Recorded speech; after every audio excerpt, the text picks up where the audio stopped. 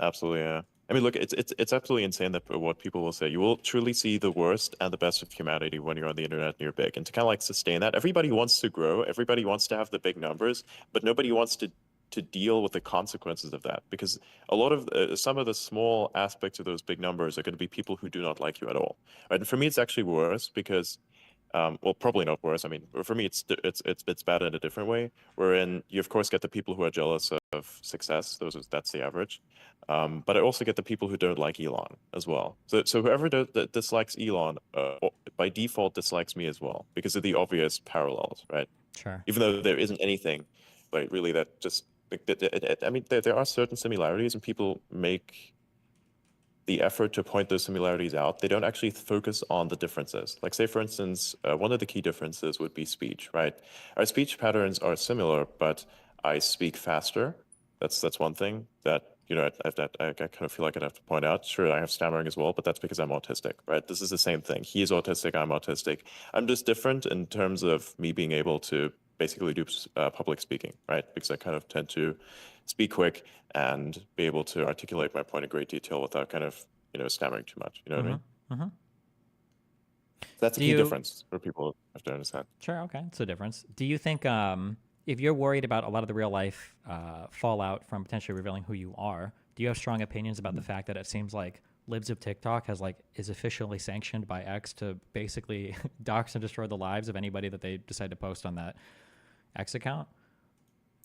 I mean, that's actually a really good point. I don't actually, there's a fine line here. It's not technically doxing what this person was doing, right? What they were doing is actually they're just taking publicly available information, such as, the fact that these people were commenting a certain way publicly on the internet, on posts, for instance, right? They were taking that and just basically saying, here, are you as a company, are you comfortable having this person work with you? Now, of course, doing this, I wouldn't do this myself. I think that's an ethical concern. But technically speaking, it's a gray area. It's a really annoying gray area. You know what I mean? Like it's technically doxing, but also not at the same time. I kind of feel like it errs towards the not a lot more than towards the it is. You know what I mean? Just okay, so I'm curious, backing up because I'm a very like. And do you ever say how old you are, or is that a I kind of reveal it sometimes. Sure. Oh, I'm yeah. like in my You don't have to if 20s. you don't want to. I'm 35. I've been on the internet for a long time. I've Cool. seen like a lot of these definitions like come and go and change and evolve over time. In your Mhm. mind, what is doxing to you? If the identity of an individual has if an identity of the individual has not been published before by the individual themselves, say for instance, you use your personal face and ID and we're like kind of where you work. Say imagine you have like a LinkedIn profile, right? Mm-hmm. You say who you are, where you work, what your work history is. If that's public, then if somebody like kind of goes to that and says, yeah, that's your public information, then that's kind of an issue, right? But if they associate this with an anonymized identity, because it's like, okay, let me kind of rephrase that. So you have public information, right? You have the LinkedIn account. If I were to have something like that for, say, an X account, and that all my public information is on there, my work history, my name, whatever, whatnot, and I were to then go on a post somewhere and comment some really fucked up stuff, and that company were then to say, we can't really associate with this because not even politically speaking, this is bad, but just bad overall because you just issued a death threat, technically speaking, or you advocated for someone's death, we're going to have to fire you, right? I don't think that, and if somebody points this out, that me as a person with this profile has said this, then that's just consequences of the action, right?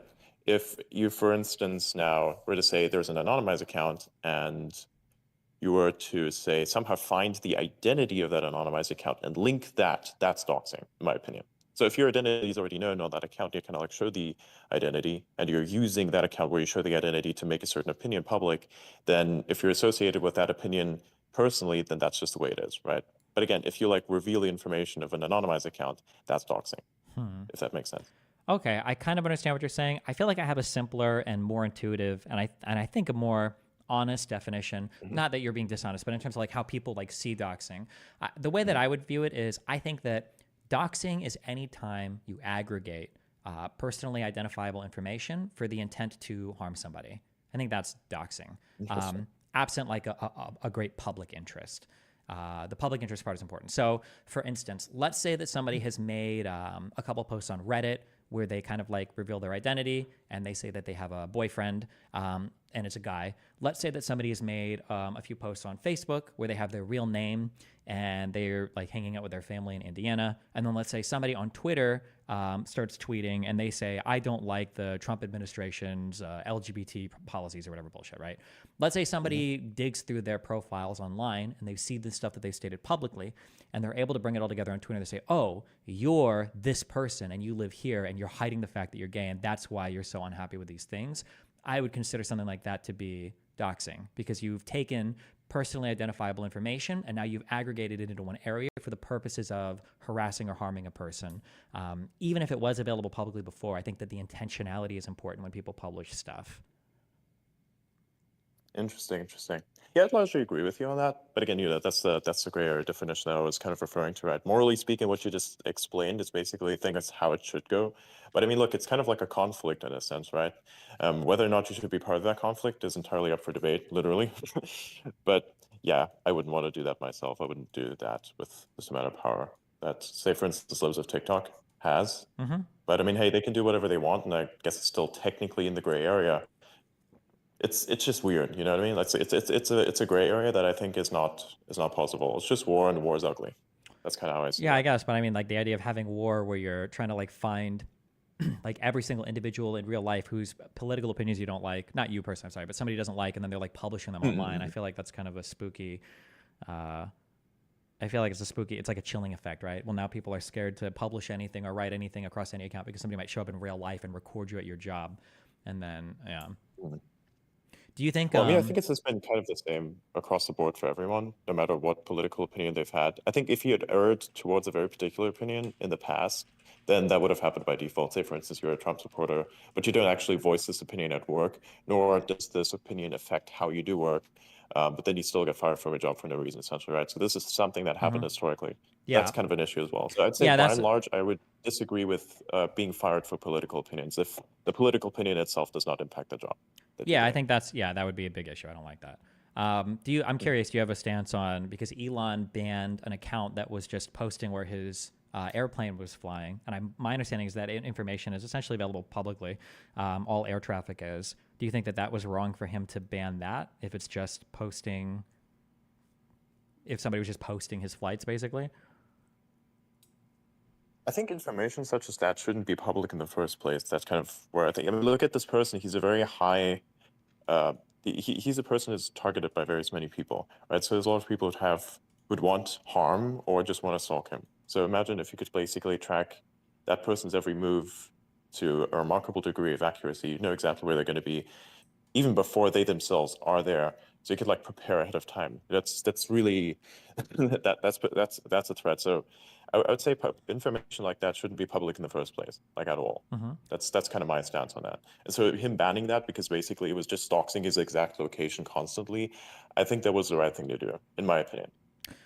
I 'Cause don't I don't agree with that necessarily information. even disagree with you, unless somebody can give me a strong argument for why a lot of that air traffic is public. I don't necessarily disagree with you, but I feel like that's essentially the exact same thing then that happens with that Libs of TikTok account because the goal is they basically take a person who's now been super blown up, publicly is known, people can easily find like the address and like where they might be a teacher and everything else, and then it's for the purpose of like directing harassment. And I'm sure that person for the first time in their life is now like starting to be fearful that people are going to show up or do crazy things to them, which is why it seems hard to ban one and not the other. Is my feeling, yeah.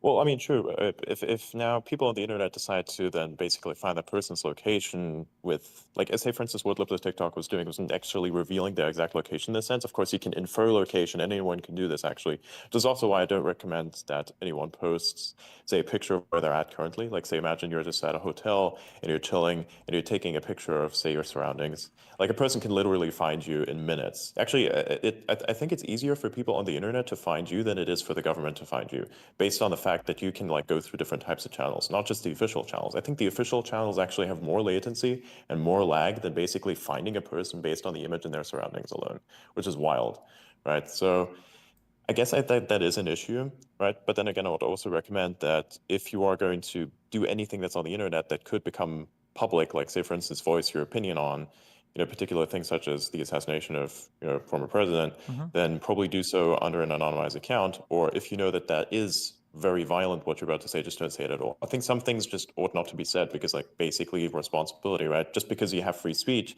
and just because you can say a certain thing doesn't mean that you should. You know what I mean?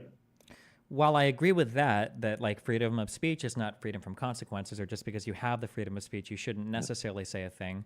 I guess my two issues there is that one, this is an irrelevant thing, but it's an appeal to hypocrisy. Is that it seems like conservatives were really upset when the left was trying to like woke scold them on everything and get people kicked out of schools. But then the second thing is I feel like there is a when you talk about like appropriateness, right? If you have a partner, I imagine there's things that you would say to your romantic partner, especially sexual things, that would be inappropriate to say to their parents, right? Or your Yes, yes. parents, or like in the group of friends, right? Or there might be conversations you have with your friends that would be really inappropriate to have in front of a coworker, in front of your boss.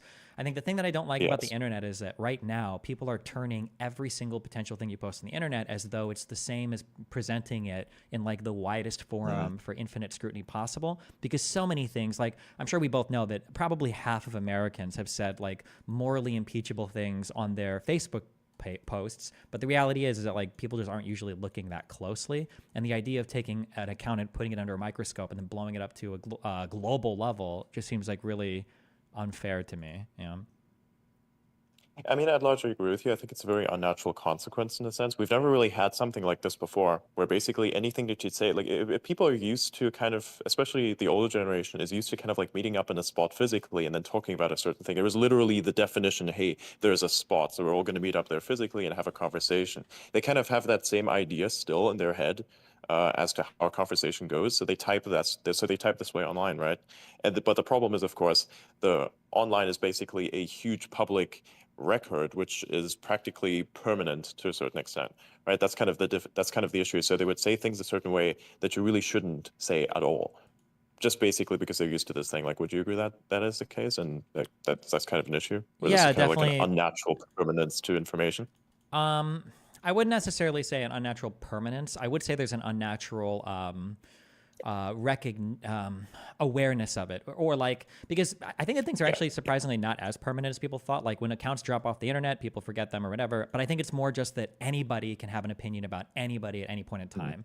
Like a long time ago, like if somebody were to publish, this guy, said a racial slur to his classmate, you could publish that in a school newspaper, and I think in that case, right, there were consequences for actions. I think that those consequences are fair. If you do something bad in a given environment, then I think the people in that environment probably have a right to know, and maybe you should be punished for it. But the idea that now if you do something, now that spreads to all environments, I think that's really bad. Like I guess for a tech analogy or whatever, like if you do something really bad on a video game and you get banned, I think it's fair to ban you on that video game, and even to ban other accounts depending on the severity of the thing. But I don't think you should be banned from all video games.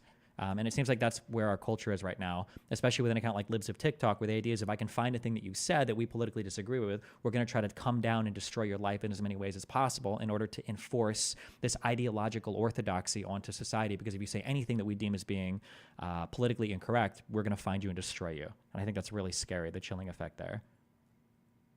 Interesting, interesting. I largely agree.